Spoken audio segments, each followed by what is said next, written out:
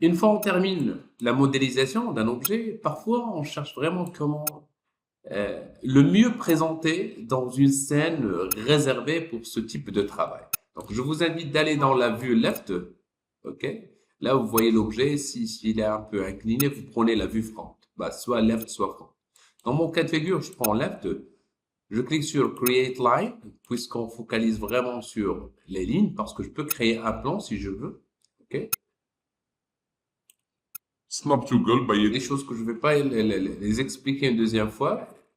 Glide point, ok? Sans entrer dans les détails cette fois.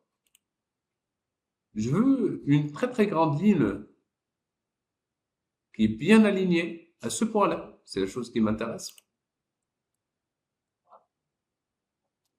Hein? Là, la ligne. S. Bien. Là, à de la ligne? Non, elle n'est pas alignée.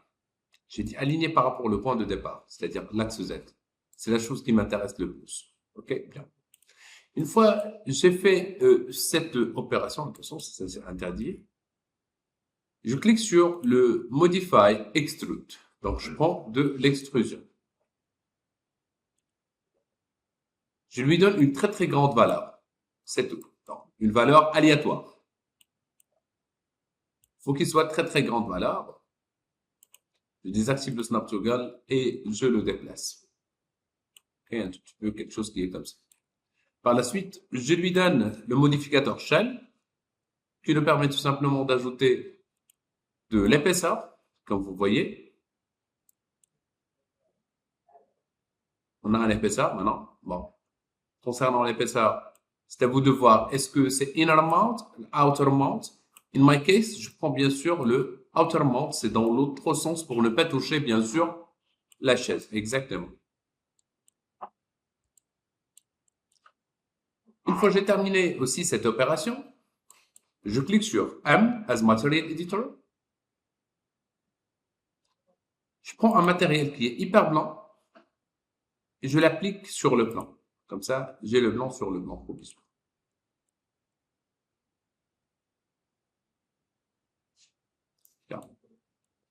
Dans la vue front, dans la vue frontale, je clique sur Ajouter, je clique sur Light, je rajoute de la lumière. Attention, on ne travaille surtout pas avec la lumière standard de 3D Max, c'est déconseillé.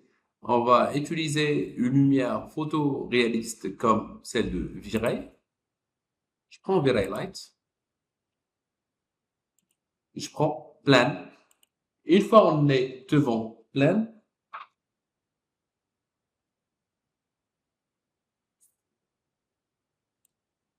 je crée un rectangle lumineux, comme celui-là.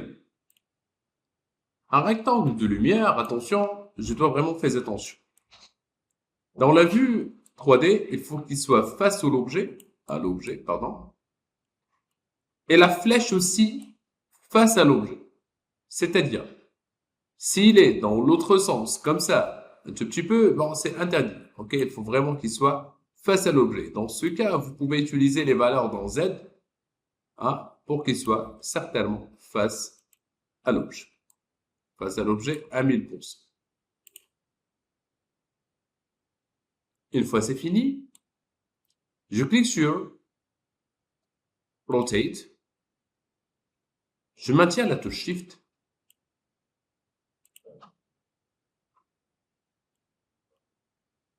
Si ça marche pas, c'est-à-dire s'il y a un problème au niveau de raccourci, je maintiens la touche Shift pour dupliquer. Il faut qu'il soit instance. Pourquoi? Bon, si je change une de mes valeurs, ça s'applique directement sur la première. Et si, dans la rotation, je prends une valeur du 90, et ben voilà, la flèche, elle est là. Si ça marche pas, ah, attention, c'est moins 90. Si je prends 90, par exemple, je vous donne juste l'exemple, elle est dans l'autre sens, ok? Moins 90. La solution est hyper simple. Dans la vue aérienne, il faut que l'autre plan soit face à l'objet. Il faut que l'objet approche un tout petit peu. Je prends cette forme aussi Ah, je prends la première, s'il vous plaît. Donc, la rotation cette fois, je prends la rotation de X, je pense, oui. Je prends une petite valeur du 45 pour qu'il soit vraiment incliné, ou juste 21, je pense, c'est suffisant.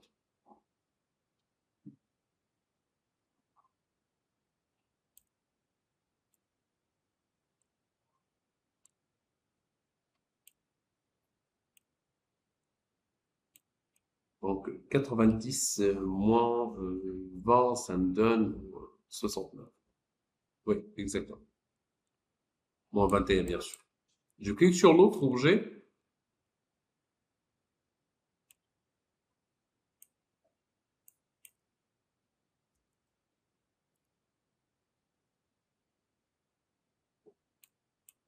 Moins 69. Au moins.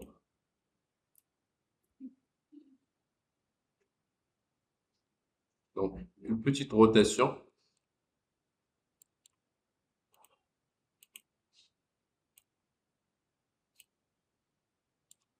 Comme ça. Par la suite, je prends le même objet et je clique sur miroir. Miroir dans l'axe X avec instance, c'est-à-dire copie en instance. Et je le déplace dans l'autre sens.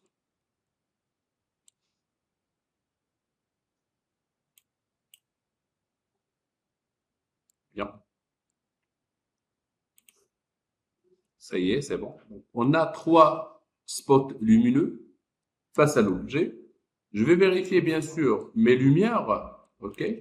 Donc, je clique sur la lumière, une lumière, un spot lumineux, comme celui-là, bouton droit, Select Similar, sélectionner les similaires, Isolate Selection, comme ça je peux mieux voir mes objets, s'il y a quelque chose qui ne va pas ou quoi que ce soit.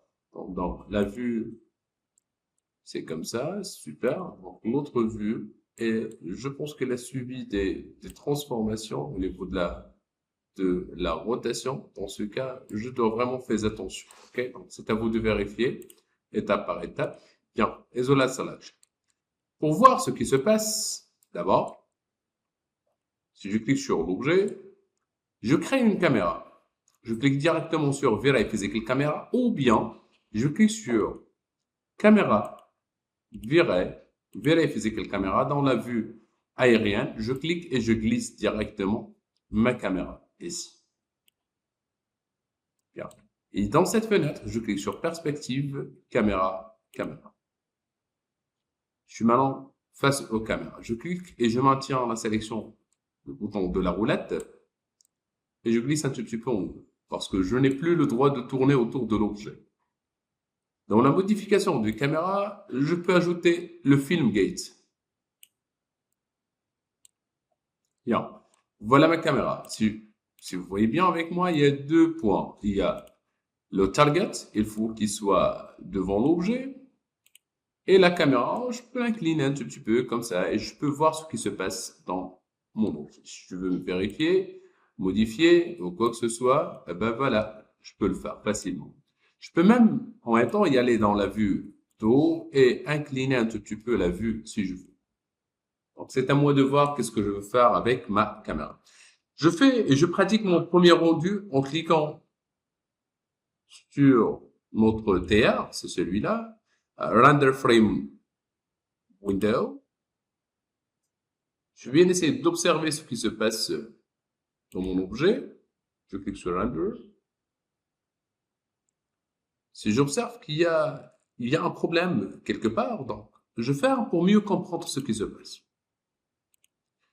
Je suis vraiment dans cette vue, mais malheureusement, le problème technique qu'on a fait que la caméra se trouve en arrière-plan de la lumière. Qu'est-ce que je dois faire? Ben, c'est simple. La première solution, je sélectionne la lumière derrière la caméra. Je refais le rendu avec le raccourci cette fois Shift Culon. Et ben voilà, on observe vraiment qu'il y a des spots lumineux partout qui nous donne de la lumière vers notre objet.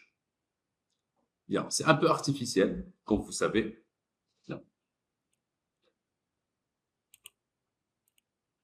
Je clique en même temps sur un de mes spots lumineux, sachant très bien que j'ai dupliqué les spots lumineux avec le mode instance.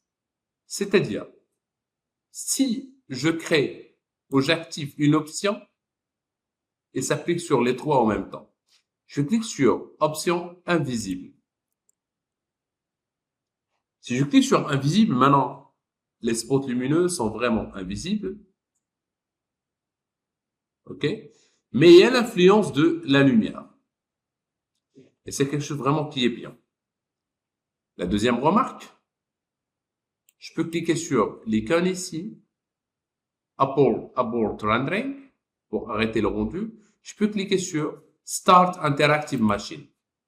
Start Interactive Machine, c'est-à-dire, si je travaille en même temps, par exemple, si je travaille, je crée un rendu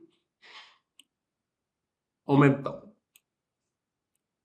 C'est-à-dire, je peux déplacer ma fenêtre, je suis en train de faire le rendu, je clique sur la lumière qui était ici, je vais la déplacer un tout petit peu, je vais la éloigner par rapport à mon objet, hors vraiment la vue du caméra,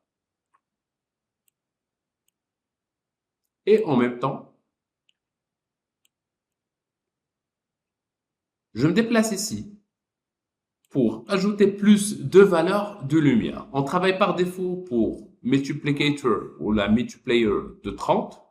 Je prends par exemple 50. Je clique ici pour voir le rendu avec 50. S'il vous plaît. La première remarque, j'observe qu'il y a aussi la trace de lumière. C'est pas c'est quelque chose que je veux vraiment.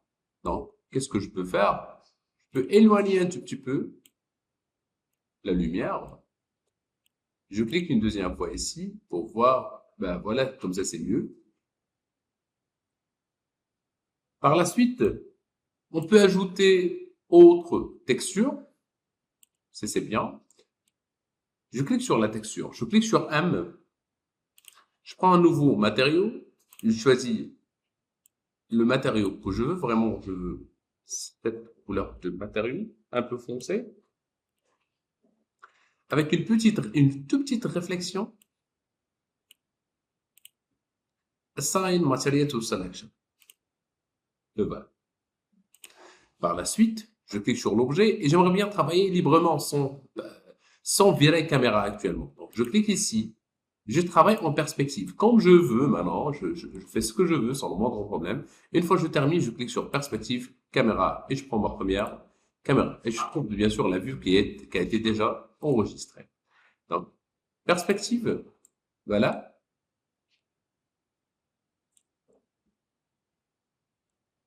Dans cette vue, comme vous voyez, je peux créer un box par la suite.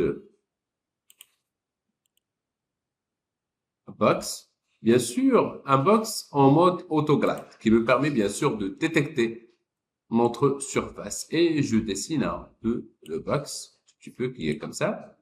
Par la suite, je le modifie un tout petit peu au niveau de la largeur, de la hauteur, un tout petit peu.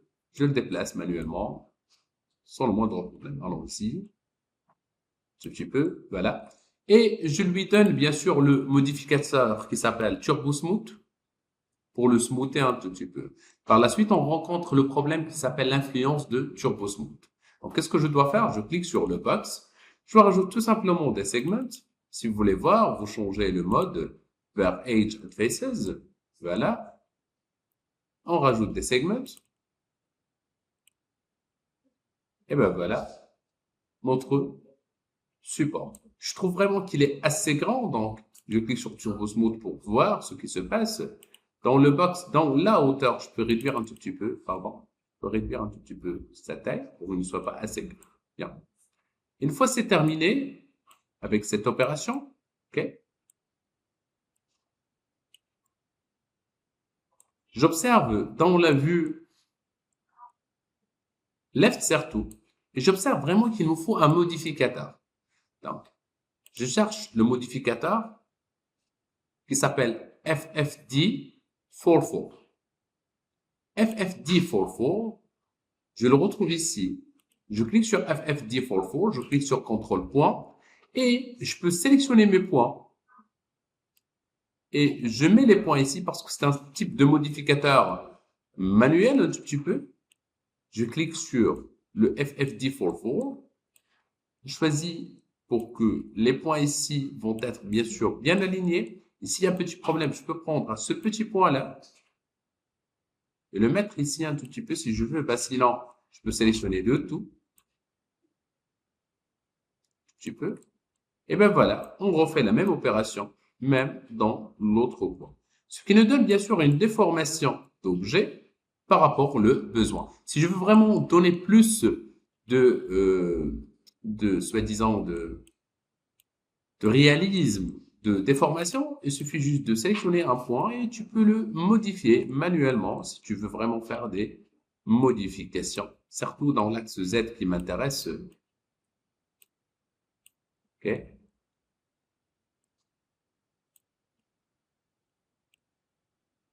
Bien. Concernant les textures, si je clique sur M et je prends un nouveau matériau, c'est pour télécharger une texture, il fallait déjà la télécharger, et vous cliquez sur Diffuse, c'est-à-dire le bouton de Diffuse cette fois. Vous attendez une petite seconde. Vous cherchez Bitmap et vous téléchargez directement des textures. Si vous avez déjà téléchargé des textures, dans mon cas de figure, je prends juste cette texture parce que j'en ai vraiment pas assez de temps. Je clique sur Assign Material to Selection, Associated Material in Viewport. In this case, bien sûr, je prends le UVWMap.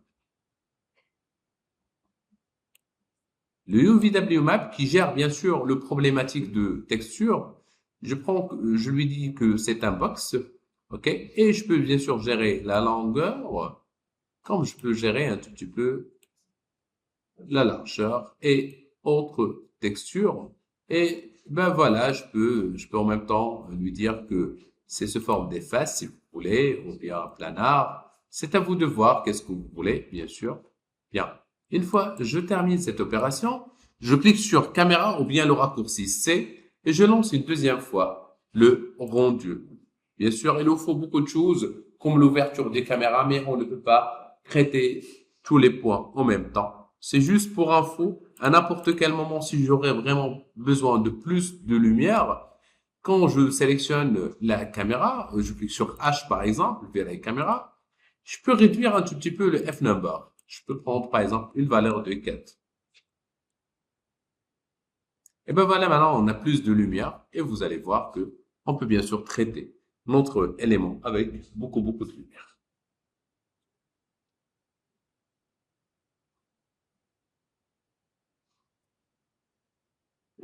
Il y a beaucoup de points traités par la suite, comme comment caster la lumière et comment bien sûr ajouter plus de détails. Mais c'est en cours de rendu, ça demande bien sûr beaucoup de temps pour traiter la totalité, mais ça vous donne que c'est déjà bien, pas mal. On est d'accord, surtout au début.